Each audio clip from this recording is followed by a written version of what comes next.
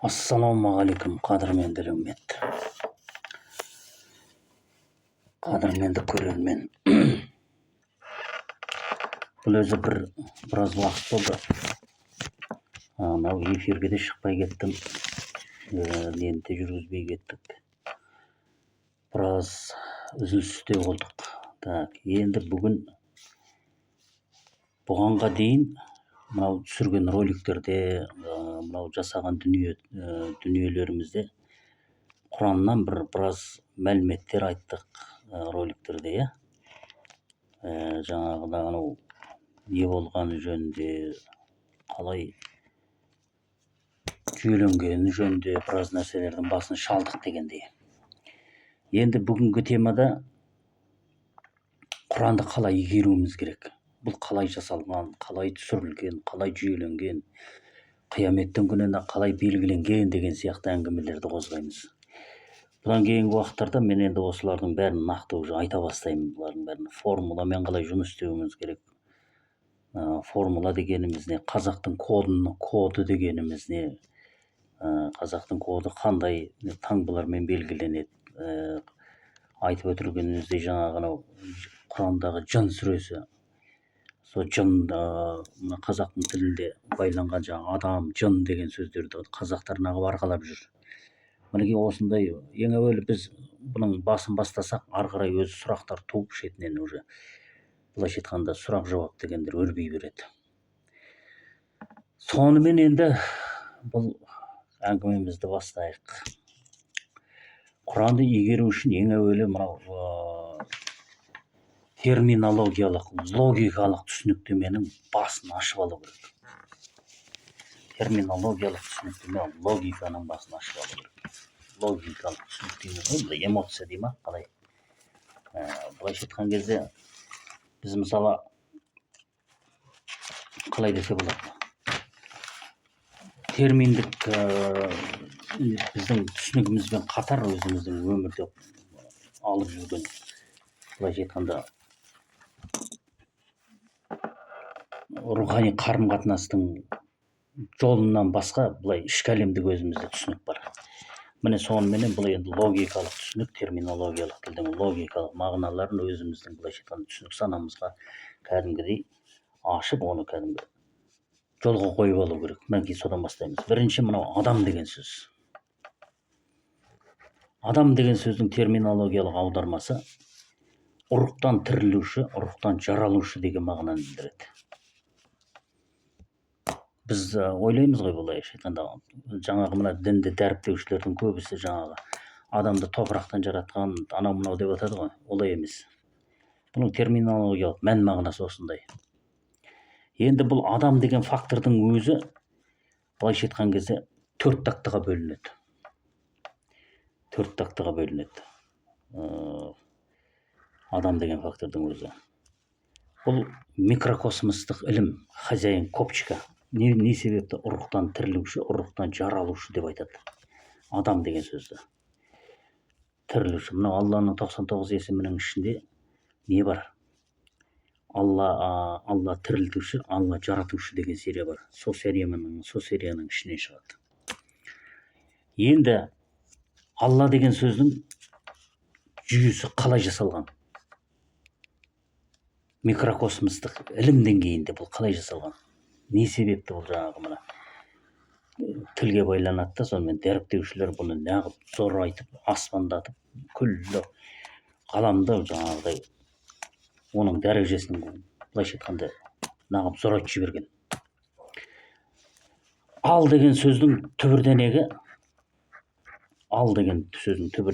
мына қазақтың кодымен байланысты.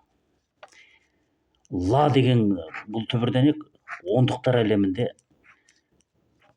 ондықтар әлемінде әйел адамның еншісінде. Сонда бұдан шығатын мағына, ал деген сөздің мағынасы копчика-носитель деп синтезделеді. Копчика-носитель, адам. Енді ла деген бұл әйел адам ондықтардың конструкциясына беріледі, человек измерениясы бойынша. Ла деп беріледі да, сонда бұл конструкция-носительница айтылады. Конструкция-носительница. макромодуль галактики и микробиологические конструкции часть Творца деп айтылады. Сонда Інжіл қыз балаға міндеттеледі сыртқы фактор бойынша. Адам сериясынан беріледі де сыртқы фактордан солай человек измерениясына. Енді человек измерениясының ішкі факторынан сыртқа берілген кезде ал деген түбірдәнектің источнигі адам, бұл копчика-носитель по вертикалю болып айтылады. Міне ғылымның тұздығы осылай синтезделеді де, осыдан келеді де енді Алла деген сөз шығады. Яғни планетарный масштабный функция қозғалыс сағатының үкімі шешімі біледі деген мағынаны шығарады. Яғни қозғалыс сағатының үкімі шешімі источнигі планетарный масштабта бұл жаңағы дәріптеушілер бұны тіліне байлап берген. Яғни адам дегеннің өзі 4 тақтаға бөлінеді дедік қой. 4 факторға бөлінеді. Яғни знание ниже пояса свыше коленей. Жаратушы. Түсіндіңіз ба? Знание ниже пояса свыше коленей. Жаратушы дейді. Енді знание свыше пояса ниже головы источник асқазан нәпсі. Материальное изучение. Яғни бұл екі бөлікті жан тән рух танымы бойынша осылай екіге бөледі. Енді бұны по вертикалю бөлген кезде касание правых крылья, левый касание, правый крылья, қалай несін ұмытып қалдым, ғылыми синтездік жүйесін. Касание правых крылья, левый канат деп айтылады. И касание левый крылья, правый канат деп айтылады. Мінекей. Сонда бұдан по вертикалю артерия мен вена қан тамырының бөлінді энергиялық источник нелер шығады. Енді осы жерге әкеліп көпшікті тіркеген кезде между язычником и цифровником деген индекс шығады. Язычник кіндіктен жоғары қарай бастан төмен, нәпсінің өкілі шайтан деп айтылады, звуковое эхо. Ал цифровник деген бұл 18.000 ғаламның таблицасын арқалаушы өкіл, көпшік қожайыны, бұны рух деп айтылады, дух Бога деп беріледі. Мінекей сонымен Құран жүйеленген кезде мынандай дүниетаным шығады. Қазір мен сіздерге көрсетем. Между язычником и цифровником дейді. Мынау тілге байланады. Мынау 18.000 ғаламның атауы. Бұны білесіздер ғой не екенін. Пифагор таблицасы дейді, бірақ бұл Пифагор таблицасы емес. 18.000 ғаламның атауы. Мынау язычный. Вибрационный функцион по индексам 0,12 деп айтылады. Сонда бұны язычный функционирование дүниенің екінші келбеті де ішкі әлемдік дүниеде мынау сыртқы әлемдік дүниеге жауап беруші. Немесе мынау ішкі әлемдік дүниеге ауысқанда мынау сыртқа жауап беруші болып саналады. Ішкі фактордан сыртқа и сыртқы фактордан ішке деген сөз. Теория, практика деген сөз. Мынау язычник и мынау цифровник дейді. Енді естеріңізде болса мен айтып кеткенмін, между язычником и цифровником дейді. Енді бұл ілімдердің жинағы келеді дағыны қандай нәрселерді туғызады? Жоғарғы вибрация 360 градустық тіл. Бұл тіл функциясы. Жоғарғы вибрация дейді. Одан кейін ортаңғы вибрация 180 градус. 0,81 несі. Одан кейінгісі 36-да 0,36. Ең төменгі вибрация дейді. Бұның өткен бір роликтерде оның шет жағасын білесіздер, көргенсіздер. Мінекей осындай нәрселер. 36-та 0,36, ортаңғы вибрация, жоғарғы вибрация дейді. Мына ортаңғы вибрация бұл негізінен алған кезде ортаңғы вибрация ең жауапты дүние болып саналады. Өйткені бұл жерде разработка бар. Сосын мына сыртқы фактор мен ішкі фактордың үйлесуі, звуковой эхо мен носительный мотив контроль. Рух дейді, рухтың контролі бар. Өйткені рухтың танымы 36-0-36 беріледі да, дух Бога деп. Мына тілге келіп тербеліске түскен кезде бұл рух болып оқылады. Онан кейінгі жерде бұл рух деген талданады. Для контроля 180-ден 0,81 несі бойынша, коды бойынша бұл уже контрольға алынады. Уже бұл жерде құжаттамалық әдіс дейміз ғой. Ла илляха иллалла Мұхаммед Расулиллалла деп жаңағыдай калиман шахадатқа Алланың елшісі екеніне мен куәлік беремін деген не бар. Білесіздер ғой бұның разработкасы мінекей. Мына дүние. Разработка, енді осы разработкадан кейін мен ана жаңа өткен бір роликтерімде, комменттерімде айтып кеткенмін, тәлімгер өкіл Адевиттің атыменен берілген кезде. Енді теория оқылып болды, енді практически уже по записам копшик. Енді былайша айтқанда формула мәнімен жұмыс істеу мәселесі туындайды деп.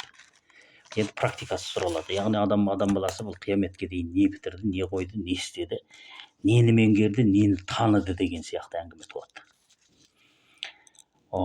Туылмаған.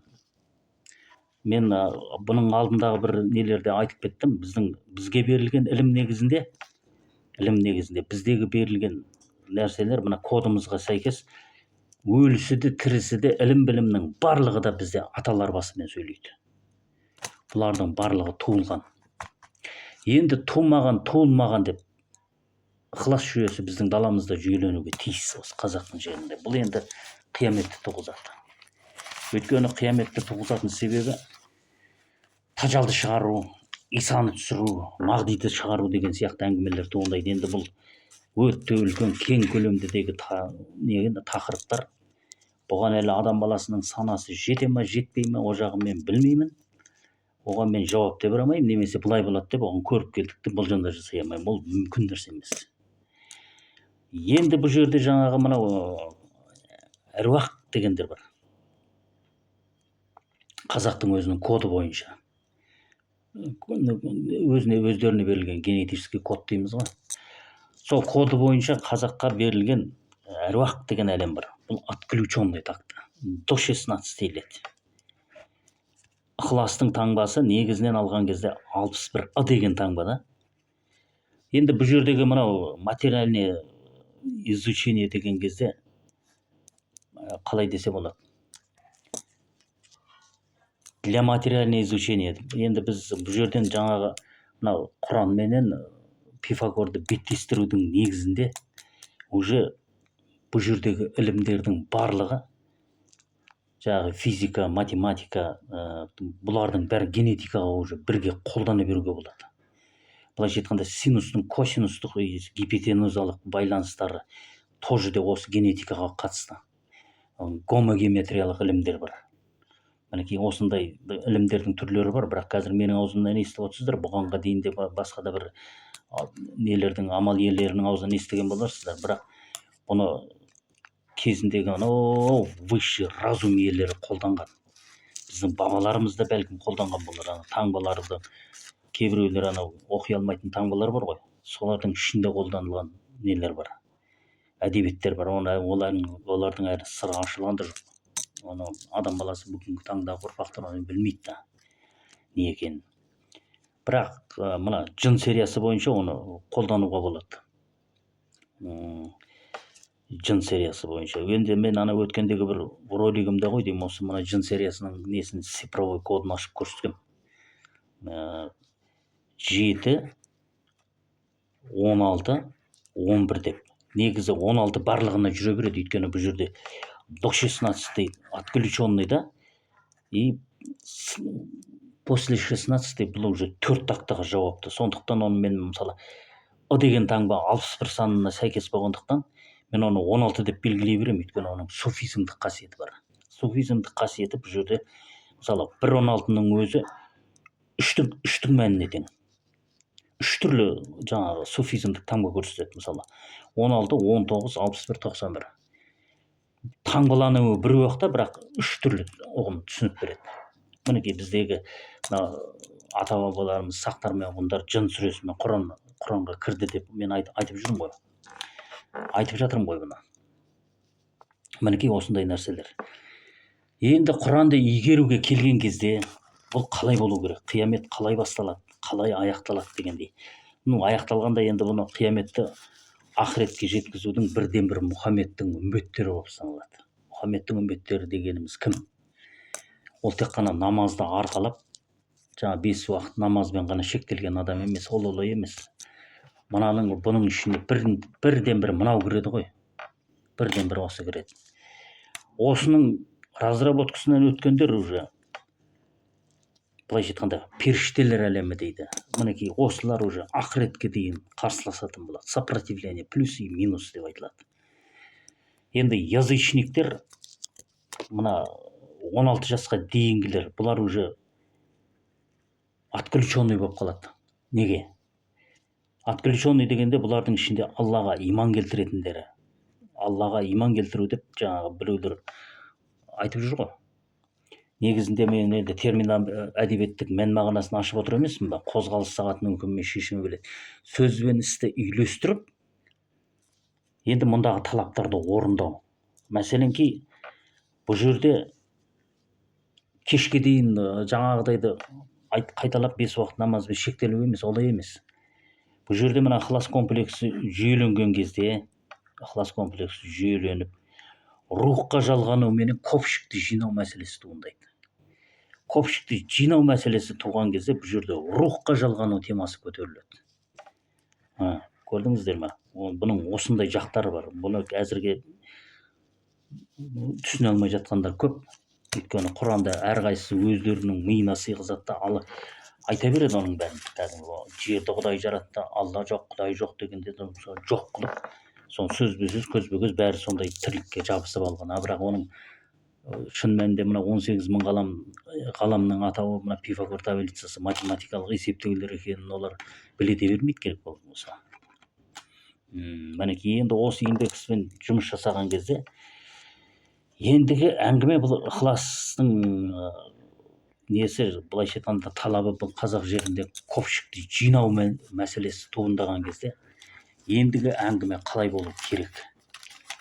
Эволюция адама дейді. Человек измерениясы аяқталып, эволюция адамға беріліп тұрғанда, мынау адамның міндеті енді 12 мүшесін түгендеу.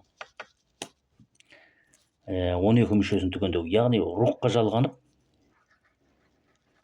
бұлар уже планетарный масштабқа көтерілу. Енді бұның артында не тұр? Рухқа жалғану дегеніміздің өзіне нәрсе. Яғни көпшікті түгендеу деген кезде бұл жерде мен түсіріп отқан формула бар. 4 плюс 7 тең 11. Для цифровников. Байқасаңыздар, бұл жерде 12 мүшенің бір мүшесі кемітіліп отыр. Яғни тіл. 5 плюс 7 тең 12. Для язычников. Мінеге екіге бөлінеді бұл жерде. Мынау цифровник, мынау язычник дейді. Язычниктер бұл жерде мына неге қатыстырылмайды. Бұлардың өзіндік статусы бар. Язычниктердің отключенный до 16. 16 жасқа дейінгі цикловой переходтық, бірінші циклдық переходтық дүниені отключать етеміз дағыны. Уже мына 16 жастан разработкадан өткен уже балиғат жасқа толды дейді ғой. Мінекей солардан уже талап етіледі жаңағыдай көпшікті жинау. Бұл жерде енді бұның әлі несін бүгіндікке қазір аша қоймаймын. Бірақ алдағы тақырыптарда, алдағы темаларда бұларды уже придется ашуға тура келеді. Яғни айтайын дегенім, бұл жерде отключенный тактының индекстері мен бұлардың өзіне тән позиция, ұстанымдық, статустық позициясы бар. Исламның ішінен ойып тұрып орын алатын. Яғни ол қандай статус, ол қандай позиция. Яғни біріншісі аруақтар дейді. Аруақтар әр уақытта қасыңдамын, біргемін деген сөз. Екіншісі ангели-хранители, биологический корень дейді. Құдайдың заңына бағынып, Құдайдың жанында қалғандар, отбасы ошақ қасында қалғандар. Яғни ангели-хранители, биологический корень дейді. эволюционный процесстен уже кәдімгідей отключать етіліп, бұлардың кәдімгі өздерінің болмыстары ұлттық индекспен сол статуста қалатындар. Бұлар жаңағы Алланы Құранды мойындаған күннің өзінде де қарсыласпайтындар ғой, енді былайша айтқанда. Қарсы келмейді, бірақ іштей мойындайды да. Бірақ жаңағыдай өздерінің несінде қала береді, өздерінің ұлттық кодында қала береді. Мысалы, қазақпыз деп қазір жер бетінде өзінің қазақ екенін іздеп жүргендер көп қой, сол сияқты мысалы. Мына қазіргі мына Қазақстанның өзінде тұрып жатқандар таза қазақтар емес, бұлар кәдімгі техногенді моңғолдар. Бұл жердегі қазақтардың, бұл территориядағы Фатиха сүресінің разработкасы жүрген жердегі қазақтар, бұлар қазақ емес. Бұлар техногенді моңғолдар. Бұлардың тарихы 1931 жылмен аяқталған. Нағыз қазақтар анау шетелге шығып кеткен түгел. Қытайда, Моңғолияда түрлі жан-жаққа түгел тарап кеткен бәрі. Олардың бәрі қашып жығылып өздерінің кодтарымен солай болып кетті. Мына Қазақстанның жерінде тұрып жатқандар, қазір туға табынып жатқандар. Бұлар кәдімгі тілі ғана қазақ, тілін ғана сақтап қалды. Енді осы негізде жаңағы сопротивление плюсы дейді ғой. Енді осы мына Құранға қарсыласу негізінде уже минусқа құлайтыны минусқа құлайды, плюске шығатыны плюске шығады. Бұның ішінде тажалы бар, мағдиі бар, сонымен күресетін кәдімгі техногенді моңғолдар, высший космический разумный сорт дейді. Мінекей осындай ұрпақтар қазіргілер. Тілі қазақ. Егер оның негізгі өздерінің индексіне, жаңағы түбірденегіне ангелы хранители, биологический корень, осы статусты ұстана алатындар болса, онда оларды қазақ деуге болады. Неге?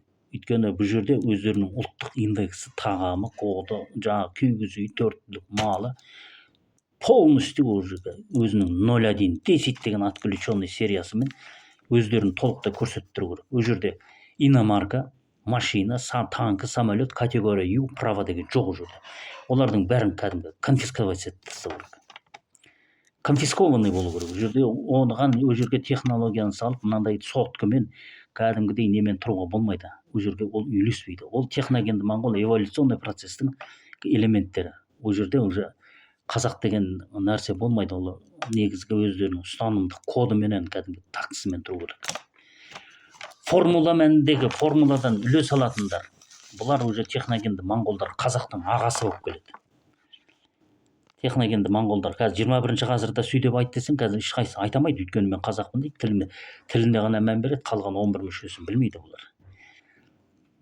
Мінекей сондай нәрселер. Осындай нәрселер. Енді Құранды игеру жолына келгенде келесі тақырыпта жалғастырып көреміз біразын. Қалай жақындау керек, қалай бастау керек бұны. Мынау қиямет күні айтылады. Қиямет күні сендер маған ту көтеріп келесіңдер дейді. Қиямет күні ту көтеріп келесіңдер дейді. Яғни ол не деген сөз? Жаратты, мына жаңа копчикка носитель дедік қой, біреуі конструкция носитель, измерениесі әке мен шеше. Проходящая энергия через копчик по вертикали и по горизонтали дейді. По горизонтали деген жаңа аруақтар, статус, өздерінің ұлттық кодын сақтап қалу, голографиялық, емес голограммалық, сосын графикалық, призмалық қималар несінің бәрі сол отражение копчиктан шығады да. Бұлар вертикалды әлемнің ақпаратын қабылдай алмайды. Өзінің кім екенін білмейді, былайша айтқанда. Коды қаяқта, не істеу керек, не қою керек деген сияқты нәрселердің бәрі бұғанға дейін жабық болып келген. Бұлардың ешқайсысы да айтылмаған. Міне енді қазір уже бұның бәрін придется ашып, айтып түсіндіруге тура келіп отыр. Ақиқатына келген кезде. Мінекей бұл сондай нәрселер.